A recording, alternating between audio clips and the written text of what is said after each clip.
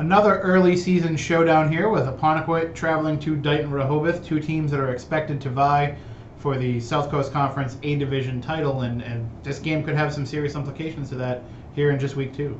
I know I was at the game this past week, Apponequet against Fairhaven, and after the game, Coach Bob Lomp said to me, we faced Dighton-Rehoboth second week of the season. I wish we could face them a little bit later in the year. He is working with a relatively new offensive line. Pretty much everybody is, a first-year starter on that offensive line. But you couldn't really tell in the game against Fairhaven. They put 7 touchdowns on the scoreboard, 4 rushing, 3 receiving. Apponequet just has so many different weapons that it's really kind of hard to stop. And, if there is a little bit of a hole, those running backs make it look like a big hole. Brendan Cooney, he had 2 rushing touchdowns. Troy Nanfelt, he threw a touchdown pass, and he also had a rushing touchdown.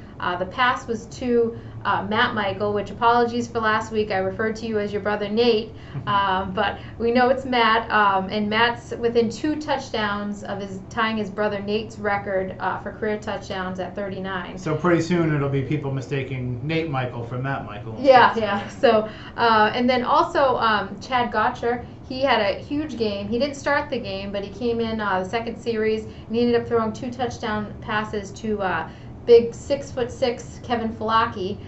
So it was just kind of a slow first quarter for the Lakers. They didn't score anything in the first quarter, but they put 7 touchdowns on the rest of the game, and really just kind of dominated. They had a couple, I think 3 turnovers they forced by Fairhaven in the second half.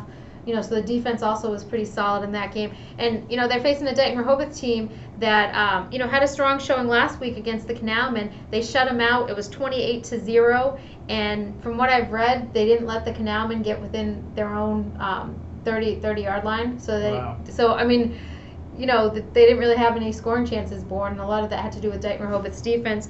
Big names to watch out for: Cam Reed, he scored a touchdown for Dighton-Rehoboth last week. Norman Manchester as well, and Nate Kowalski, he had a passing touchdown.